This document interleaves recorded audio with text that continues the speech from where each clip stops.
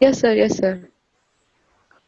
ॐ नमामि धन्वन्तरि आदिदेवम् सुरासुरेवन्दितपादपद्मम् लोके जरारुकभयमृत्युनाशनम् दातारमीशम् विविधोषधीनाम् धन्वन्तरि रमानाथम् सर्वरोगनिवारकम् हेलो। आयुर्वेद प्रवक्ताराम् वन्दे पीयूषदायकम् सर्वे जना सुखिनो भवन्तु। ओम शांति शांति शांति। हेलो। हाँ, यस तो सर। अभी मैं सर को रिक्वेस्ट करूंगा कि वो अपना जो है सेशन शुरू करेंगे। Sir please. जी हेलो। जी हेलो हेलो हेलो, मैं सुन रहा हूँ आपकी बात। Let's start sir. लेट्स जी स्टार्ट सर। जी। सबसे पहले मैं जीवन ज्योति आयुर्वेदिक मेडिकल कॉलेज के प्राचार्य डॉक्टर महतो जी का धन्यवाद देना चाहता हूँ कि उन्होंने आज लॉकडाउन के पीरियड में एक पारस्परिक संवाद पैदा करने का मौका दिया। और मैं आप जितने भी प्रतिभागी हैं, मैं आप सभी का इस सत्र में स्वागत करता हूं।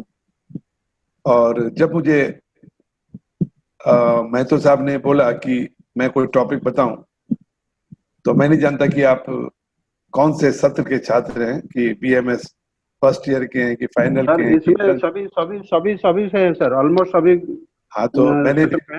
मैंने सोचा कि मैं एक ही करूं। और मैं क्योंकि एक बीएमएस हूं और मैंने बीएमएस उस काल में किया था जिस काल में हर आयुर्वेदिक कॉलेज में से 40% सीट खाली रहती थी। लोग आयुर्वेदिक चिकित्सा करने नहीं जाते थे, पढ़ने नहीं जाते थे। और कुछ लोग, मतलब अगर 100 लोगों ने दाखिला लिया है तो 40% पढ़ते पढ़ते गायब हो जाते थे, दूसरा पेशा ले लेते थे। तो बीएमएस की एक छवि रही है। और अभी भी आप जब लोग बैठे हैं तो इस स्थिति में इतना सुधार हुआ है कि आज आयुर्वेद को सरकार, खासकर वर्तमान सरकार, काफी इसके बारे में बोलती है, नाम लेती है। और पिछले 30 सालों में धीरे धीरे विदेशों में जब इसका प्रचार प्रसार हुआ तो आज आयुर्वेद का नाम दुनिया में जाना जाने लगा है, दृष्टिकोण बदला है। परंतु आप जितने भी लोग मुझे सुन रहे हैं, मुझे पूरा उम्मीद है कि 90% से ज्यादा लोग वो होंगे जिन्होंने कभी ना कभी एमबीबीएस का कोशिश किया होगा। और जब आपका दाखला नहीं हुआ या आपके पास डोनेशन के लिए इतना पैसा नहीं हुआ तो आप बीएमएस करने आ गए। तो बीएमएस करने के लिए कुछ लोग, मैं जब मिलता हूँ 5th ईयर में भी, तो उनके दिल में कसक रहती है कि मेरा तो 2 नंबर से रह गया, या इतने पैसों का हमारा एग्जाम नहीं हो पाया, मैं एमबीबीएस में नहीं किया, पर अब मैं आयुर्वेद में हूँ। तो मैं आप लोगों को बताना चाहता हूँ कि आप सब लोग जो बीएमएस हैं, वो आप लोग हैं क्या? आप लोग किसी मजबूरी में नहीं आए। आप लोग ईश्वर द्वारा निर्धारित पूर्व जन्म के जो संस्कार हैं उनके वशीभूत होके बाय डिफॉल्ट आप लोगों को बीएमएस में लाया गया है, क्योंकि आपकी इच्छा नहीं थी। परंतु जब किसी चीज की इच्छा नहीं होती और फिर भी वो चीज होती है, तो इसका मतलब है इसमें ईश्वरीय प्रेरणा है, ईश्वरीय शक्ति है, पूर्व जन्म का संस्कार है। और मैं भी उसी श्रेणी में हूँ। ये बात और है कि मैंने एमबीबीएस के लिए ट्राई नहीं किया था, और मैंने तो जिंदगी में किसी भी चीज के लिए ट्राई नहीं किया था। मैं अक्सर बोलता हूँ अपने उद्बोधन में कि मेरा जिंदगी में कोई एम नहीं था, एमलेस। और एमलेस के साथ एक चीज और थी मेरे साथ, शेमलेस। मुझे किसी चीज से शर्म भी नहीं आती थी। घर में डांट पड़ती थी, मार पड़ती थी, तो भी मैं कुछ नहीं करना चाहता था। परंतु कुदरत का संयोग था कि मेरा इंटर पास हुआ, फिर बीएससी किया, और बीएससी करने के बाद इत्तेफाकन कुछ ऐसे सर्कमस्टांसेस हुए कि मैंने एक आयुर्वेदिक कॉलेज में दाखिला लिया, और वो जिस कॉलेज में दाखिला लिया कोई भी नहीं बता सकता कि मैंने किस कॉलेज में दाखिला लिया था। हाँ, पास मैंने मस्तनाथ आयुर्वेदिक कॉलेज से किया। तो खैर समय के साथ में बीएमएस बना, और बीएमएस बनने के बाद जो मैंने पाया कि ये बड़े बड़े लोगों से मेरा संपर्क हुआ, और खासकर मैं नमन करना चाहूंगा अपने देश के भूतपूर्व राष्ट्रपति डॉक्टर श्री के आर नारायणन जी को, जिनका मेरी जिंदगी में करीब 18 साल के साथ सहयोग रहा। उम्र में वो मेरे से 44 इयर्स बड़े थे, परंतु उनसे मेरी दोस्ती भी थी, पिता पुत्र का स्नेह भी था, और मेरे मेंटर भी थे।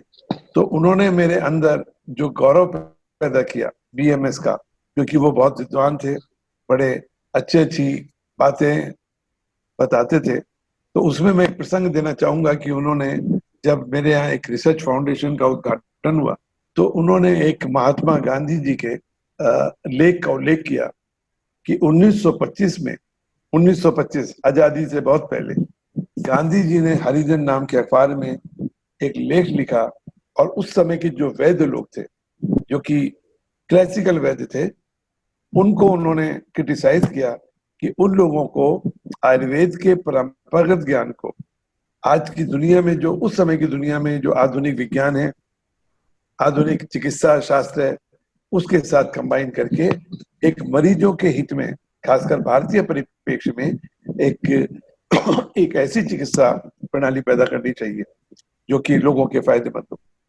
तो गांधी जी उस समय तक महात्मा नहीं बने थे, उनका बहुत लोगों ने विरोध किया, खासकर आयुर्वेदिक लोगों ने, कि ये कौन होते हैं आयुर्वेद को आधुनिक से जोड़ने वाले।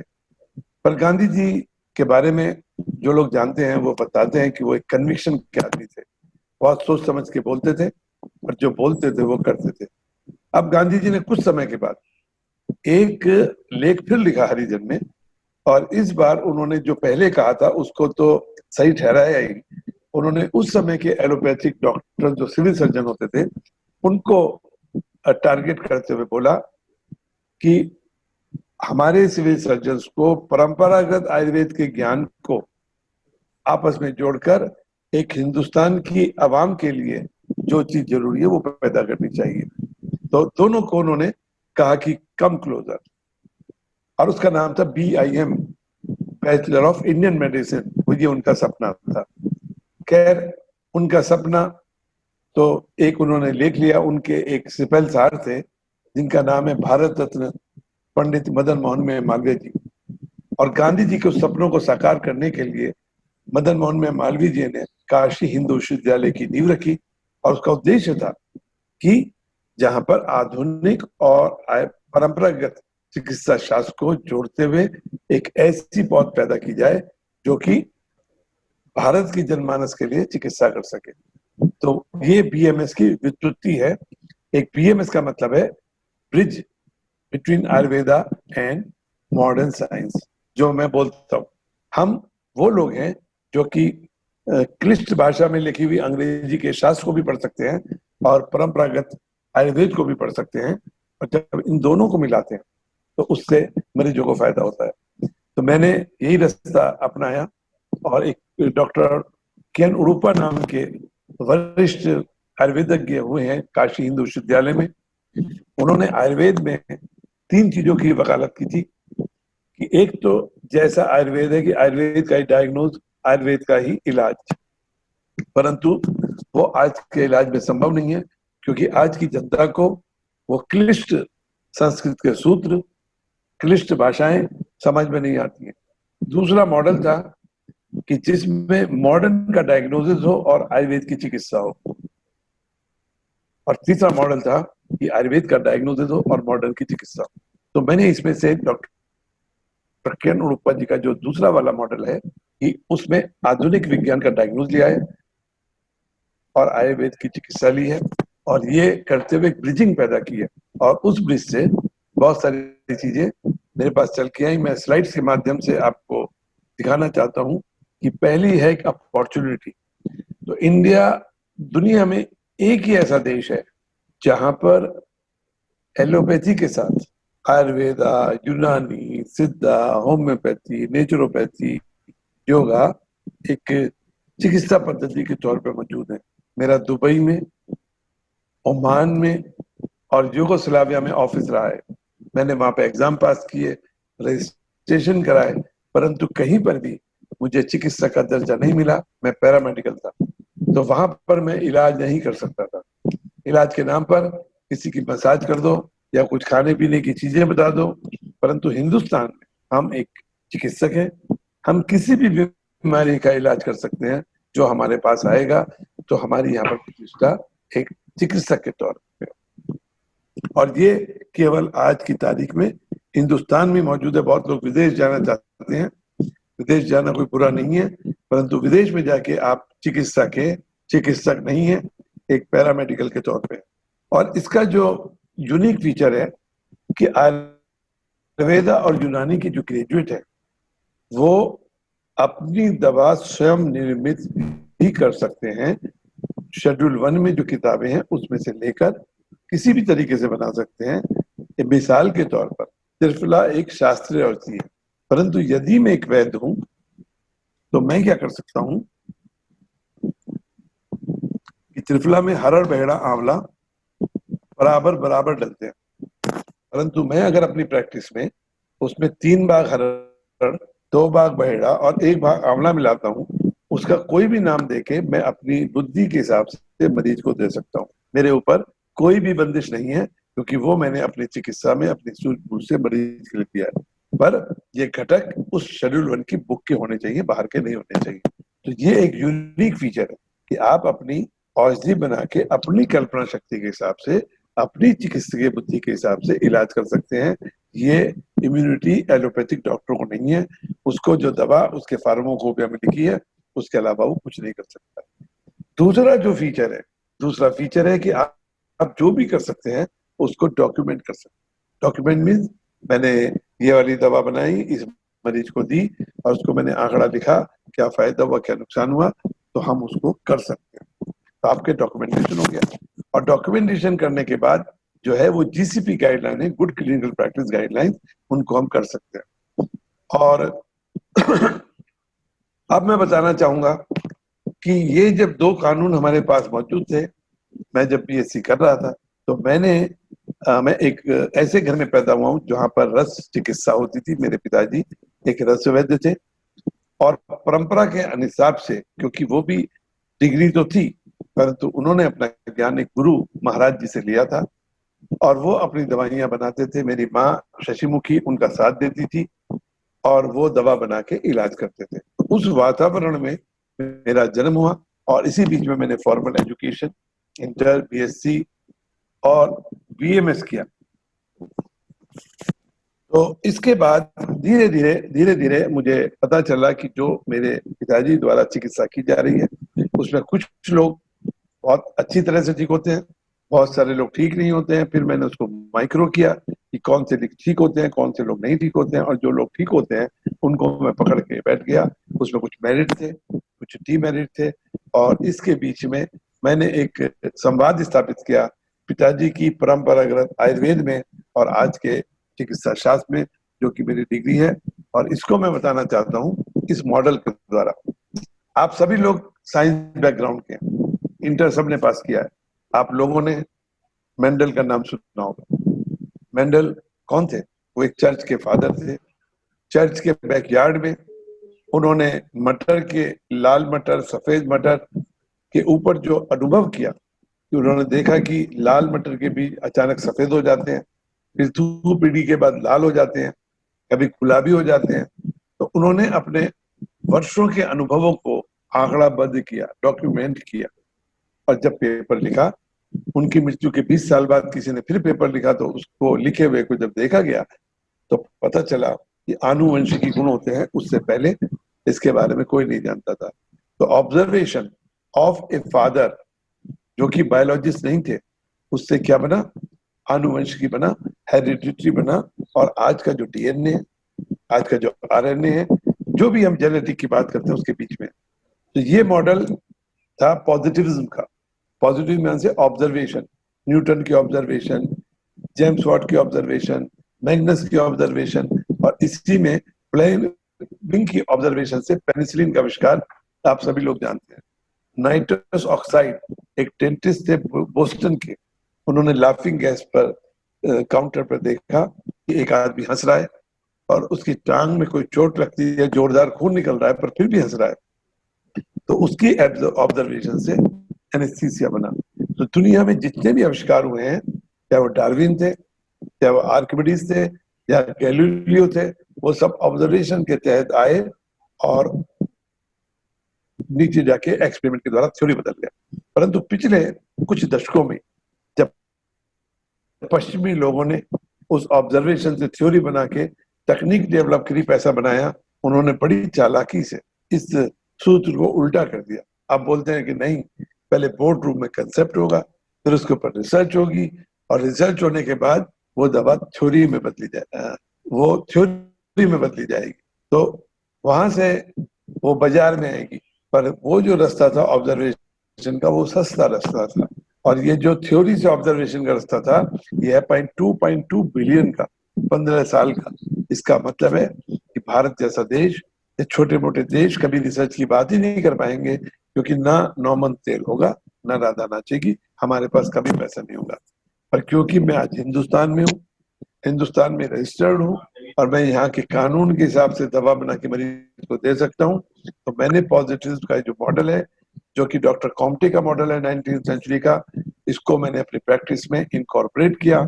और मैं अब स्लाइड के माध्यम से दिखाऊंगा कि इसको करने से किस तरह मैंने कुछ प्रोटोकॉल और कुछ प्रोडक्ट को डेवलप किया। और ये मैं सब इसलिए कर पाया क्योंकि मैं एक BAMS हूँ। अगर MBBS होता तो नहीं कर पाता, और अगर मैं फेनेटिक आयुर्वेदिक चिकित्सक होता पुराने समय का, तब भी नहीं कर पाता, क्योंकि आज की तकनीकी जरूरी है।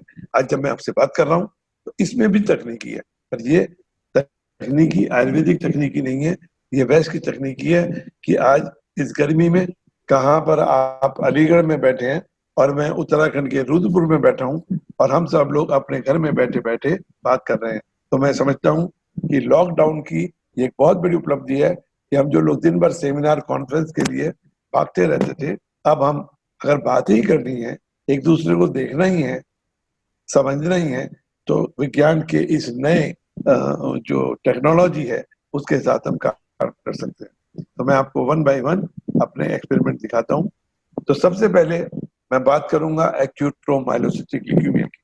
और जब मैं एक्यूट प्रोमाइलोसिटिक ल्यूकेमिया की बात करूंगा, और जब मैं अलीगढ़ के आयुर्वेदिक कॉलेज के छात्रों से बात करता हूँ, तो मुझे वो अपना दिन याद आता है, सितंबर 82 का। सितंबर 82 में मैं नेपाल से एक बूटी लेके आया था, उसका नाम था जद्वार। पिताजी के पास चांदी की भस्म पड़ी थी, पता नहीं कब की थी। उन्होंने चांदी की भस्म में जद्वार डाला और जवार मोरा खताई डाली, और उसको गुलाब, चंदन, गाजवा और लता कस्तूरी के अर्क में घोट कर गोली बनाई। तो अलीगढ़ में बैतुल जमाल दोदपुर में एक बच्चा रहता था, शेरवानी परिवार का 10 साल का बच्चा था। उसको जवाहरलाल नेहरू अलीगढ़ मेडिकल कॉलेज में ब्लीडिंग होने पर भर्ती कराया गया। तब पता चला उसको एक तरह का ब्लड कैंसर है, जिसको एक्यूट प्रोमाइलोसिटिक ल्यूकेमिया और M3 कहते हैं। कोई कीमोथेरेपी नहीं थी, कोई ट्रीटमेंट नहीं था इसका, सिवाय इसके कि खून चढ़ा सकते हैं। बच्चे को दिल्ली के लिए रेफर किया गया। दिल्ली में रिपोर्ट देखी तो उन्होंने कहा मुश्किल से खून वून करके इसको 2-3 हफ्ते ही जिंदा रखा जा सकता है। ऐसी अवस्था में उनके रिश्तेदारों ने मेरे पिताजी का नाम कहीं से सुना और वो मेरठ पहुंचे दिसंबर 82 में। मैं आयुर्वेद का 3रे साल का स्टूडेंट था, परंतु ज्यादा समय मैं अपने पिताजी के तख्त पर खरल घोटने में बिताता था, समझने में बिताता था। और पिताजी अगले दिन वो जो नई दवा बनाई थी उसको लेके सुबह सुबह अलीगढ़ के लिए निकले। बच्चे को खून चढ़ रहा था, खून की बोतल हटाई। लोगों ने कहा कि हम तो शायद 24 घंटे बचाते, वह जी 24 सेकंड में खत्म कर देंगे। पिताजी बोले 24 सेकंड और 24 घंटे और 24 दिन बराबर है। अगर भगवान ने चाहा तो 24 साल भी निकलेंगे। उनकी जबान पे सरस्वती बैठी हुई थी। और आज वो बच्चा जो उस समय 10 साल का था, आज वो बच्चा करीब 40 के लपेटे में है अपने, और 2 बच्चों का बाप है और दुबई में रहता है। तो ये मेरा अलीगढ़ से नाता है। जब जब अलीगढ़ आती है मेरे जहन में तो एक्यूट प्रोमाइलोसिटिक ल्यूकेमिया की का आयुर्वेदिक ट्रीटमेंट का व्युत्पत्ति स्थल जो है वो अलीगढ़ कहलाता है। तो ये इसका इलाज मेरे पिताजी ने किया। दवाई के बारे में मैंने आपको बताया ही। और फिर इसको करने के बाद मैंने सरकार से गुजारिश की कि मैं सर इसको डेवलप करना चाहता हूँ। सरकार ने बहुत सारी कमेटियां बिठाई और मैं आपको बताना चाहता हूँ कि जब आप कोई चीज ठान लो तो रुकना मत। 14 साल लगा मुझे इस प्रोजेक्ट को लेने में, 14 साल। मरीज ठीक हुआ था। मरीज क्यों ठीक हुआ, उसके बाद भी कुछ मरीज ठीक हुए, इसका मतलब इसके पीछे कोई विज्ञान है। और विज्ञान को परिभाषित करना, विज्ञान को समझने का जो लक्ष्य था मैं लेके चला। 14 साल तक मैं जूझता रहा, बड़े बड़े लोग मिले और आखिर में फिर मुझे वो प्रोजेक्ट मिली। और उसमें भी अलीगढ़ की एक फैमिली जिनका नाम था सलीम शेरवानी साहब, जो कि अलीगढ़ में यूनिवर्सिटी के पढ़े हुए हैं, देश के जब हेल्थ मिनिस्टर हुए, क्योंकि वो उस बच्चे के फर्स्ट कजन थे, तो उन्होंने मंत्री बनने के बाद मेरे बात को सुना और मुझे पहली बार रोल नंबर मिला, जिसमें मुझे 15 मरीजों को इलाज करने का मौका मिला, पायलट प्रोजेक्ट। पर ये क्या था, ये पहली ऑब्जर्वेशन थी और ये दूसरी ऑब्जर्वेशन थी उसी पॉजिटिव मॉडल की observation with in set parameter. तो इसके लिए एक कैंसर रिसर्च कमेटी बनी, जिसमें ऑल इंडिया इंस्टीट्यूट के, दिल्ली के, आईसीएमआर के, सीसीआरएस के साइंटिस्ट थे और इसका एक प्रोटोकॉल बना और इसमें 15 मरीजों ने भाग लिया। 8 मरीज वो थे रिलैप्स कि जिनको पहले बीमारी हुई थी, एलोपैथिक इलाज हुआ और बीमारी फिर से आ गई। और 7 मरीज ऐसे थे जिनको डायग्नोज होते हुए आ गया।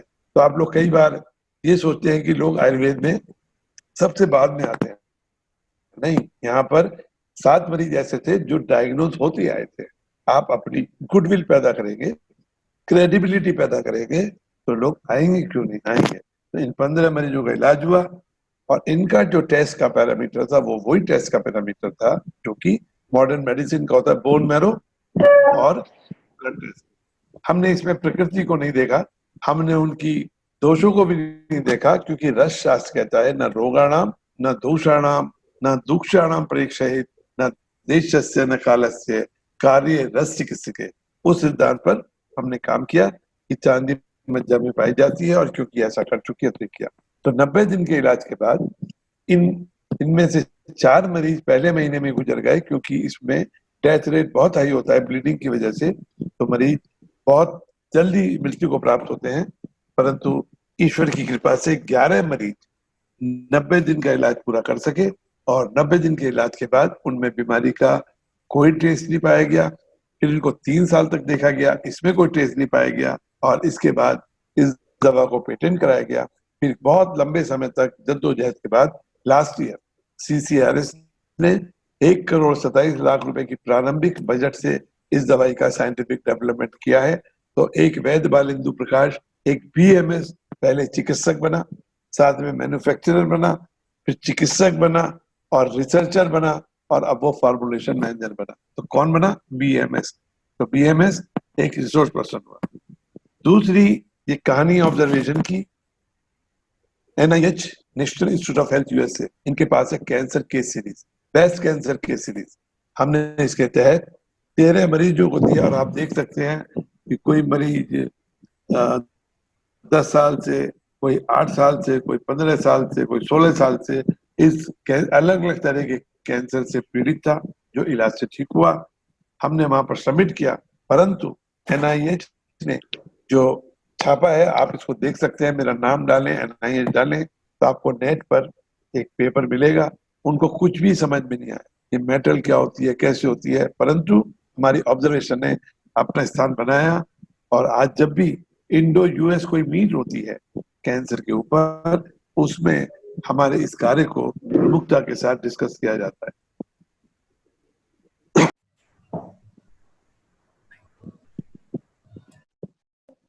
हेलो।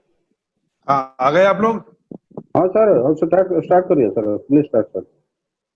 तो ये जो मैंने आप सबको बताया उसके बारे में, ये आयुर्वेद सीसीआरएस के एक मोनोग्राफ है, उसमें भी पब्लिश है, इंडो यूएस वर्कशॉप में भी है। ये अलग अलग जगह इस काम को साइट किया गया है।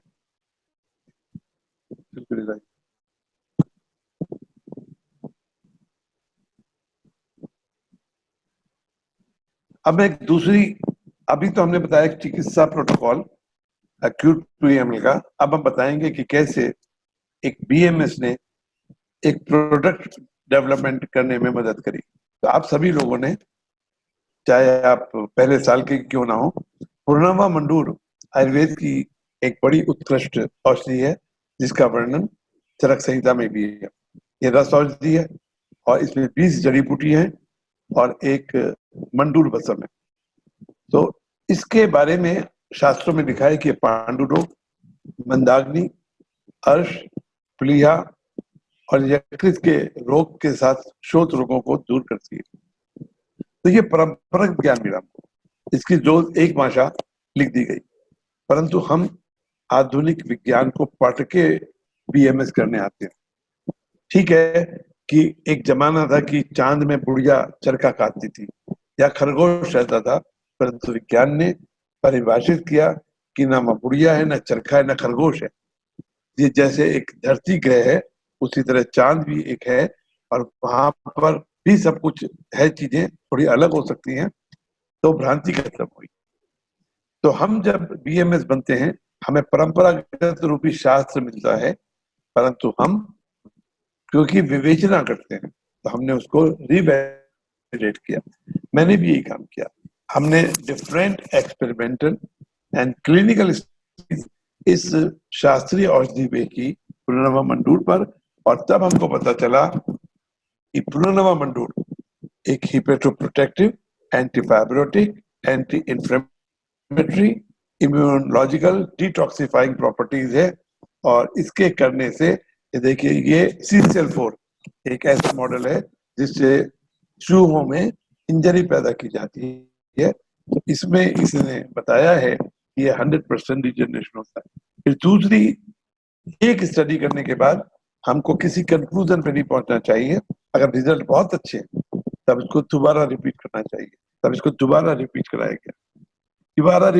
गया और पैरासीटामॉल, पैरासीटामॉल क्या है? ये अल्कोहल ग्रुप है। लोग कहते हैं ना शराब पीने से लिवर खराब होता है, तो यहाँ पर पैरासीटामॉल देके चूहों में लिवर इंजरी करी गई और देखा गया कि प्रैक 20 मॉडिफाइड पुनर्नवा मंडूर इसको रिवर्स करता है। ये एंटीफाइब्रोटिक सिरोटिक कंडीशन, थायोएसिटामाइड एक केमिकल है जिससे लिवर में फाइब्रोसिस पैदा की जाती है। दुनिया में कोई दवा नहीं है जो कि एलोपैथी में जो फाइब्रोसिस को रिवर्स कर सके, परंतु आयुर्वेद का जो नुस्खा है, जो कि कब लिखा गया मुझे नहीं मालूम, परंतु वो इतना शाश्वत है कि उससे जो मॉडर्न में कोई दवा फायदा नहीं करती है, वहां पर इसकी एंटीफाइब्रोटिक प्रॉपर्टी पाई गई। सेफ्टी स्टडी, हमेशा कहा जाता है कि आयुर्वेद की दवा कितनी सेफ है। 300 गुना टाइम तक ये दवा चूहों में दी गई और इसके अंदर कोई भी साइड इफेक्ट नहीं मिला, इतनी सेफ है। 300 टाइम्स। डिटॉक्सिफायर, गुर्दों को खराब कर देती है, ऐसा सुनते हैं। तो इस स्टडी में इस दवा को डायलिसिस के पेशेंट पे दिया गया और डायलिसिस पेशेंट में देखा गया इसने करा क्या, नुकसान तो कोई नहीं किया, उल्टे उनका जो हीमोग्लोबिन बार बार कम हो रहा था उसको बढ़ाने में, उनका जो प्रोटीन की कमी हो रही थी उसको रोकने में इससे मदद की। तो इसके अंदर डिटॉक्सिफाइंग प्रॉपर्टी भी देखी गई। इम्यून मॉडरेटर, एंटी इंफ्लेमेटरी, ये भी चूहों के अंदर स्टडी हुई। एक्यूट नहीं, ये एनिमल में, इसमें ह्यूमन बीइंग में हुई। 3 साल का ट्रायल चाहिए। देश के एक बड़े मशहूर गैस्ट्रोएंटरोलॉजिस्ट ने इसको जीबी पंत हॉस्पिटल में किया और इसमें देखा गया कि जो एक्यूट वायरल हेपेटाइटिस के पेशेंट, बहुत ही सख्त नियमों के तहत इसको किया गया कि 3 दिन से पुराना नहीं हो, उसमें देखा गया कि एक्यूट वायरल हेपेटाइटिस जो 3 हफ्ते में ठीक हो जाती है, प्रैक 20 खाने के बाद 10 दिन में फर्क पड़ गया। 50% उसने काम किया। तो एक प्रैक 20, दूसरा झंडू स्नीज क्योर। ये आज के जमाने में जब कोविड-19 चल रहा है, लोग डर रहे हैं, तो हमारे पास एक रामबाण है, हमारे पास एक अमोघ अस्त्र है, हम इसको खा रहे हैं। हम रोज दिन में 3 बार इसको लेते हैं और मैं बताऊंगा कि क्या करती है। तो ये भी पुनर्नवा मंडूर का एक मॉडिफाइड रूप है। जब हम प्रैक 20 की बात करते हैं तो हमने मंडूर बसम का स्टरलाइजेशन किया है, उसकी जड़ी बूटी का स्टरलाइजेशन किया है, उसको बनाने का तरीका क्या है, क्योंकि हम जब बनाते हैं तो इसकी कीमत हजारों में होती है, जबकि पुराना मंडूर बाजारों में कोई लोग तो 200 रुपए किलो भी बेचता है, क्वालिटी नहीं है। तो हम जब किसी औषधि को क्वालिटी स्टैंडर्ड के साथ बनाते हैं, स्टैंडर्ड ऑपरेटिव प्रोसेस के साथ बनाते हैं, तो वो विलक्षण प्रभाव करती है। तो ये जुकाम, राइनाइटिस, नाक की सूजन है, और इसमें क्या होगा, नेजल डिस्चार्ज, इचिंग, स्नीजिंग, ये बेसिक सिम्टम होते हैं। और बहुत सारी एलर्जी कंडीशन है। आज के जमाने में जब हम बसंत ऋतु में थे तब ये कोविड-19 आया। इस मौसम में जितने भी जुकाम होते हैं, प्रतिशाय होते हैं, या तो राइनो वायरस से होते हैं, या कोरोना वायरस से होते हैं, या इन्फ्लुएंजा वायरस से होते हैं। वायरस का इलाज क्या है? कोई दवा नहीं है, एंटी एलर्जिक है, या थोड़े पेन किलर है, या एंटीबायोटिक्स है, परंतु बेसिक इलाज है अपना इम्यून सिस्टम। तो आयुर्वेद की जो औषधियां हैं वो बेसिकली इम्यून सिस्टम को बढ़ाती हैं, पित्त कफ को खत्म करती हैं, और क्या करती हैं, शोथ को खत्म करती हैं, क्योंकि इसमें मंडूर भस्म है। तो ये AR के डिफरेंट डायग्नोसिस हैं, एक्यूट और क्रॉनिक करके, और आयुर्वेद का पर्सपेक्टिव है कि प्रतिशाय है। तो हमने इस घटक को, जो कि पुराना मंडूर की घटक है, थोड़े से मॉडिफाइड है, उसको एक साइंटिफिक वैलिडेशन करने के लिए रैंडमाइज क्लिनिकल ट्रायल्स एक ENT के साथ कराया, और इसके बाद हमको पता चला 180 जो लोग थे इसमें, 60 को एक दवा, 60 को लिवोसिट्रेजिन, 60 को ये जेंडोस्क्योर, और 60 को दोनों दवाइयां दी गई। और जब ये देखा गया इसका कि जिन लोगों ने ये दवा अकेली खाई थी उसका रिजल्ट सबसे अच्छा था, लिवोसिट्रेजिन से 4 गुना ज्यादा फायदा करा, और जब दोनों को मिलाया तो उसका असर कम हो गया। और इसी तरह साइड इफेक्ट भी थे कि इसके साइड इफेक्ट लिवोसिट्रेजिन से 4 गुना कम थे और 4 गुना ज्यादा फायदे थे। इसके बाद एक स्टडी कराई गई anti histaminic, inhibition of histamine. तो ये इनविट्रो स्टडी थी। इनविट्रो स्टडी क्या होती है कि दवा को सेल्स के ऊपर लैब के अंदर देखा जाता है, तो इसके अंदर एंटी हिस्टामिनिक प्रॉपर्टी पाई गई, तब हम कहेंगे कि ये नेचुरल एलर्जिन है। तो एक तरफ हमारे पास क्लिनिकल ट्रायल का डेटा था और दूसरी तरफ हमारे पास ये सब्जेक्टिव हुआ, ये एंटी हिस्टामिनिक। आज सब लोग इम्यूनिटी की बात कर रहे हैं, इम्यूनिटी बढ़ती है, पर उसका एक मार्कर है, और एक मार्कर है नेचुरल किलर सेल। इसकी स्टडी, और इसमें पाया गया कि इसके अंदर नेचुरल किलर सेल की प्रॉपर्टी है, मतलब इसके अंदर इम्यूनिटी है। तो आज जितने भी आयुर्वेद के काढ़े की बात हो रही है या दवाइयों की बात हो रही है, जब आप इम्यूनिटी की बात करते हैं, तो मैं अपने युवा साथियों से कहना चाहता हूँ कि आप लोग साइंस के स्टूडेंट हो, आपको साइंस की बात नहीं है, केवल इम्यूनिटी बोलने से काम नहीं चलेगा। इम्यूनिटी बढ़ गई, अरे नेचुरल किलर सेल थी, IgG थी, कोई भी ऐसे मार्कर है जिनके ऊपर क्या काम हुआ हमको देखना जरूरी हो। तो ये जो स्नीज स्कोर पे हमने स्टडी की, तो हम कह सकते हैं कि एंटी एलर्जिक है, इम्यून मॉड्यूलेटर है, और नॉन सेडेटिव है, और इसके अंदर कोई भी स्टेरॉइड नहीं है। तीसरा प्रोडक्ट जिस पे हम काम किया, ट्रीटमेंट प्रोटोकॉल किया, वो है न्यूट्रिशन एनीमिया। न्यूट्रिशन एनीमिया क्या है कि अगर हीमोग्लोबिन, अगर हिंदुस्तान में औरत है 18 से 45 साल की और उनका हीमोग्लोबिन 12 से कम है, तब उनको खून की कमी से कहते हैं, और लड़कों का अगर 13 से कम है तो उसको भी खून की कमी कहते हैं। पर हमारे देश में 88% लोग खून की कमी से पीड़ित हैं। और आज जब इम्यूनिटी की बात हो रही है, तो इम्यूनिटी से पहले हमारा हीमोग्लोबिन भी ठीक होना चाहिए। हमारे देश के बहुत सारे प्रोग्राम हुए, बड़ी बड़ी बातें की लोगों ने, हर प्रधानमंत्री ने बात की, वर्तमान ने भी की, परंतु हम एनीमिया को टच से मत नहीं कर पाए, क्योंकि हमारी जो सोच है कि हम आयरन खिलाएंगे ठीक हो जाएगा। परंतु वे जो एलोपैथिक आयरन है 22% में तो हजम ही नहीं होता, किसी को साइड इफेक्ट करता है, तो उसका प्रोग्राम चल नहीं पाता और उसका असर भी ज्यादा देर नहीं होता। तो मैं अपने शुरुआती दौर में नई नई चीजें करता था। मैंने देखा कि जब मैं मरीजों की नाड़ी देखता हूँ, पित्त की नाड़ी होती है, और मैं सूचेकर सितोप्लादी जिन लोगों को देता हूँ, उनके जो पेल चेहरे हैं वो लाल हो जाते हैं। मैंने खून चेक करना शुरू किया और देखा कि सबका हीमोग्लोबिन बढ़ रहा है। तो बेस्ड ऑन दैट मैंने 3 स्टडीज में की, जो कि छपी हुई हैं, रिसर्च गेट पे आप जाएंगे आपको मिल जाएंगी। सारी चीजें बतानी संभव नहीं है, और इसको हमने न्यूमैक्स नाम करके दिया। ये न्यूट्रिशन एनीमिया को बढ़ाती है। तो this again A contribution of A BMS for a national health problem. अब हम करें करेंगे माइग्रेन की बात। माइग्रेन एक ऐसी बीमारी है, सिर दर्द है, जिसका दुनिया में कोई इलाज नहीं। डॉक्टर लोग कहते हैं अगर माइग्रेन हो गया तो अब तुम्हारे हाथ की लकीरों की तरह है, तुम्हारे ग्रह की तरह है, और तुम्हें इसके साथ जीना पड़ेगा। पर हमने अपने तजुर्बे में नारिकेल लवण, न्यूमैक्स, जो कि मैं बता चुका हूँ,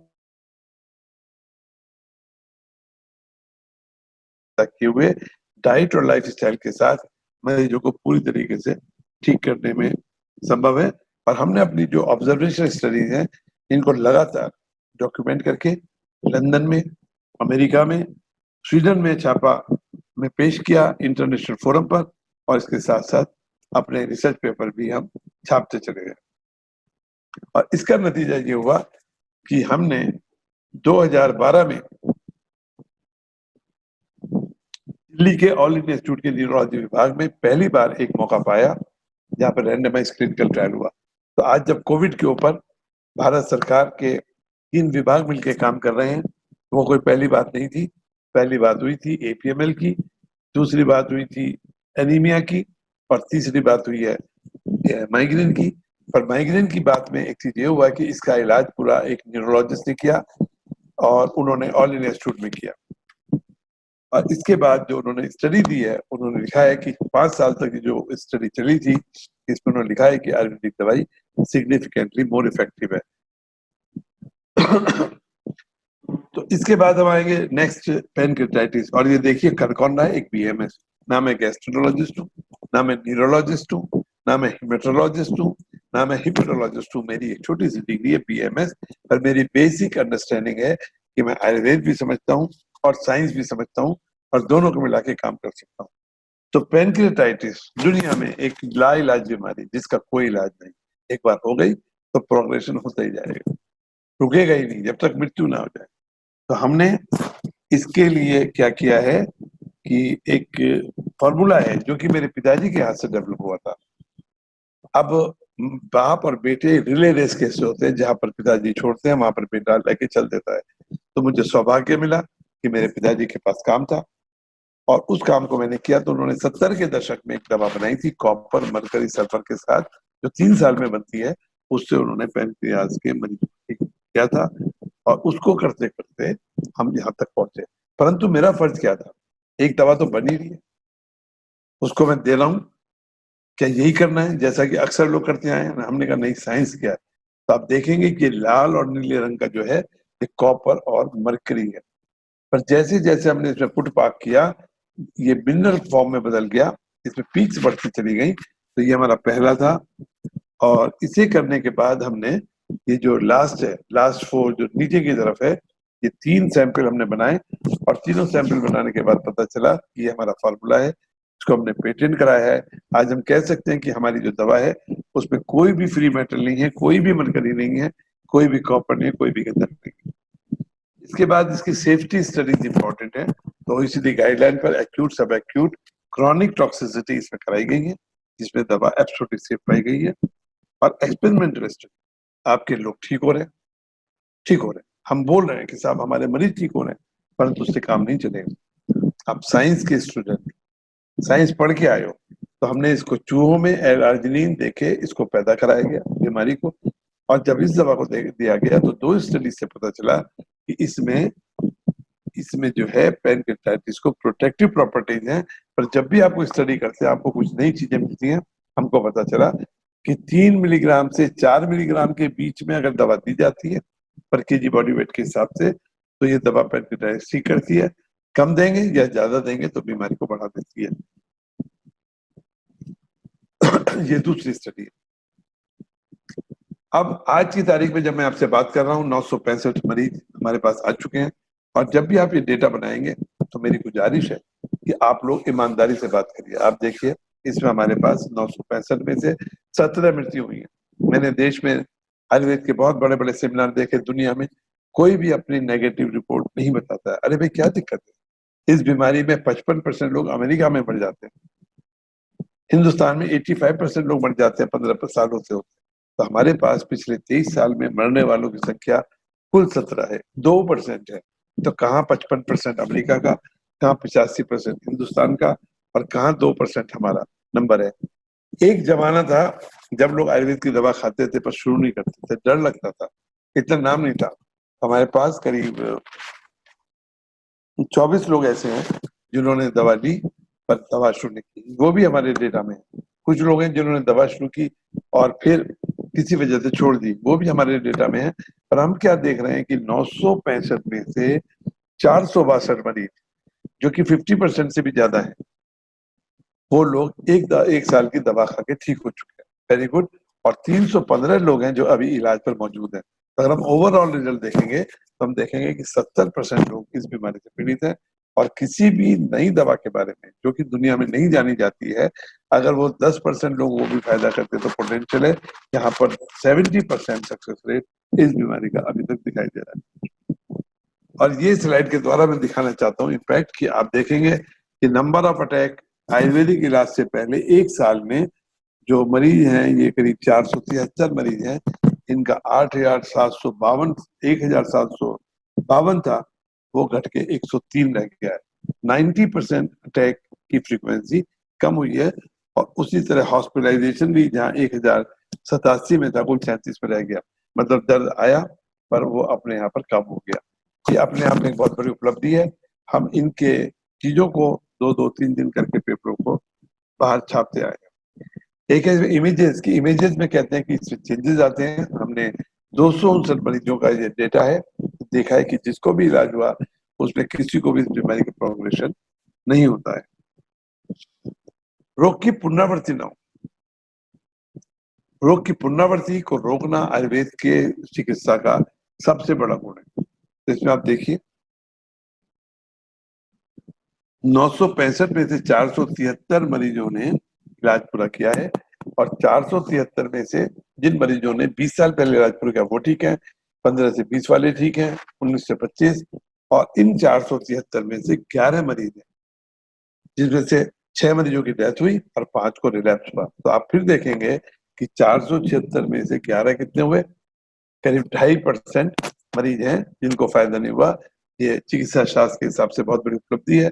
और ये उपलब्धि बड़ी होगी क्यों ना, क्योंकि दवा की केमिस्ट्री आपने करी है, पर क्या ये एनफ है? क्या यहाँ पर दवा फिनिश हो गई है? क्या इसको फर्दर अपग्रेड किया जा सकता है? इसकी डोज क्या है, ड्यूरेशन क्या है? ये सब चीजें हमें जब मिलेंगी तो जो हम 2% 3% सक्सेस रेट में कमी दिख रहे हैं, वो भी मुझे उम्मीद है कि खत्म हो जाएगी।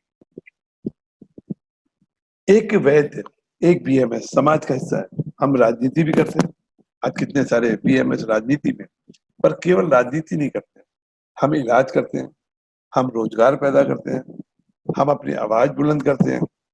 इसके साथ साथ जड़ी बूटियों का आयुर्वेद से संबंध है। तो मैंने एक प्रयोग शुरू किया कुछ साल पहले जड़ी बूटी के बारे में, क्योंकि जहां मैं उत्तराखंड में रहता हूँ बातें बहुत बड़ी बड़ी होती हैं, परंतु उत्तराखंड में पैदा होने वाली जड़ी बूटी भी हम जैसे वैद्यों को नहीं मिल पाती है। कारण है कि वो है ही नहीं। तो हमने थोड़ा सा प्रयास किया, एक गंगी गांव में जाके, जो कि उत्तराखंड का आखिरी गांव है टीटी गढ़वाल में, कि वहां पर हम कुछ जड़ी बूटियां लगाएं, पैदा करें। वहां पर कुटकी, अतीस, साला पंजा, बसना नैसर्गिक रूप से पैदा होते हैं अपने यहाँ। तो हमें क्या करना था, जो कुदरत में वहां पैदा होते हैं उनको नर्सरी में बना के लगाना था और नर्सरी को गांव वालों को देके उसका कल्टीवेशन करना था। तो हम इसमें कामयाब हुए हैं। इधर आप कूट देख रहे हैं और इधर कुटकी देख रहे हैं। इनकी गुणवत्ता आयुर्वेदिक फार्मोकोपी के हिसाब से बिल्कुल खरी है, बिल्कुल खरी। तो हमारा as a Vaidya, as a BMS, हमारा फर्ज होता है कि हमने जिस पद्धति को पढ़ा उससे हम लोगों को फायदा करें, उसके विकास के लिए इसमें रिसर्च करें, और जो भी साधन हमको मिल सकता है हम इसको बढ़ाएंगे। क्योंकि जब बीएमएस एक रिसोर्स पर्सन है, जब वो अपने आप को बढ़ाएगा तो उसके साथ 10 लोगों का विकास होगा, 10 के साथ 20 का होगा। ये एंडलेस जर्नी है। और बीएमएस, जैसा मैंने शुरू में कहा कि BMS is a bridge between Ayurveda and modern science with enormous opportunity to earn job satisfaction। आप बहुत खुश हैं, इसलिए मैंने लिखा कि मैं 1000 जन्म में ही भी वैद्य बनना चाहता हूँ। क्योंकि जो सम्मान मुझे मिला 40 साल की उम्र में, पद्मश्री जब मुझे मिला, तो मेरे साथ शाहरुख खान बाई तरफ, नहीं शाहरुख खान को बाद में मिला, मेरे साथ सचिन तेंदुलकर बैठे हुए थे। तो मुझे एक तरह से बड़ा गौरव हुआ कि आयुर्वेद का सचिन तेंदुलकर स्टेटस हमको मिला सबसे कम उम्र में। और वेल्थ भगवान की दुआ से बड़े अच्छी अच्छी खाते पीते हैं। जो गाड़ी है, जो फार्म हाउस है, जो जिंदगी है, वो सब आयुर्वेद की बदौलत है, ग्लैमर है, along with world wide acceptance. आज की तारीख में जब मैं आपसे बात कर रहा हूँ तो 300 से ज्यादा विदेश यात्राएं मैंने एक वैद्य के नाते की हैं, जिसमें लोग मुझे बुलाते गए, मैं जाता गया और आयुर्वेदा को थेरेपेटिक तौर पर स्थापित करने में बीएमएस का रोल है। तो बीएमएस कौन है? एक क्लिनिशियन है, एक चिकित्सक है, एक रिसर्चर है, एक फॉर्मुलेशन मैनेजर है, एक एंटरप्रेन्योर है। और इस तरह से बीएमएस एक मल्टीटास्किंग रेफरेंस है जो कि सोशल रिफॉर्म्स में भी और देश के इकोनॉमी में भी एक बहुत बड़ा रोल अदा कर सकता है। इन्हीं शब्दों के साथ मैं पुनः आप सब लोगों का आभार प्रकट करता हूं कि आपने बड़ी पेशेंस से मेरे को सुना और मेरे जो विचार बीएमएस के लिए हैं उनको आपने ग्रहण किया। मैं इन्हीं शब्दों के साथ प्रिंसिपल साहब का पुनः नमस्कार और वो देता हूँ, धन्यवाद देता हूँ कि उन्होंने आप लोगों के बीच में आने का मौका दिया। नमस्कार। Thank you sir, thank you very much sir for your motivational speech to our students. मैं समझता हूँ कि आज हम लोग का स्टूडेंट्स रियली जो बीएमएस में एडमिशन लिए हैं वो जरूर सोचेंगे कि भाई हम लोग सही राइट जगह पे आए हैं और आगे जाकर के जैसे सर ने अपना पूरा कैरियर पूरा दांव पे लगा के पूरा कैरियर को इस काम में बिल्कुल नछावर किया और अपना नाम कमाया, जश कमाया, धन कमाया, सब कुछ कमाया, इज्जत कमाए। ऐसे ही मैं चाहूंगा कि अपना स्टूडेंट्स भी आप लोग हरास मत होइए बिल्कुल भी। एकदम सर आपके सामने एक बड़ी एग्जाम्पल के रूप में है और आप लोग बीएमएस करने के बाद क्या क्या फील्ड में काम कर सकते हैं, साइंटिफिकली आपको काम करना है, क्या क्या कर सकते हैं, ये सामने आप जीता जागता एग्जाम्पल आपके सामने बैठे हैं। तो मैं चाहूंगा कि डॉक्टर मंसूर जी को सर का धन्यवाद अर्पण करने के लिए, क्योंकि इतना अच्छा सेशन उन्होंने कंडक्ट कराया। Hello hello doctor Mansoor, hello hello, हाँ हाँ डॉक्टर मंसूर। अच्छा वो शायद डॉक्टर मंसूर अभी है नहीं लाइन पे। डॉक्टर भारती मैडम है? Hello hello hello. Yes sir. हाँ जरा सर को आप वोट ऑफ थैंक्स दीजिए, थैंक्स धन्यवाद थोड़ा सा सर को दीजिए आप, है ना? Yes sir, hello, thank you और सर। सेशन यस को सर। क्लोज करेंगे उसके बाद, है ना? ठीक है। Yes sir. Good morning sir. Sir thank you sir, आपने इतना अच्छा ज्ञान हमें दिया, दोबारा हमें मौका मिला आपको इतना अच्छे से सुनने के लिए और आपसे हमें इतनी प्रेरणा मिलती है कि हम आगे आयुर्वेद में बहुत कुछ कर सकते हैं। तो थैंक यू सर अगेन। और जैसा कि सर ने कहा कि हम भी चाहते हैं कि हमारे जो स्टूडेंट्स हैं वो भी आपको ही फॉलो करें, इवन हम भी आपको फॉलो करें, जिससे हम एक अच्छे चिकित्सक के रूप में आगे बढ़ सकें और आयुर्वेद को बहुत ऊंचाई पे ले जा सकें। तो थैंक यू सर, अपने कॉलेज की तरफ से, जीवन ज्योति कॉलेज की तरफ से अगेन सर। आगे भी हमें मौका मिले कि हम आपको फिर से जी सबको नमस्कार। जी जी नमस्कार सर। Thank you, sir.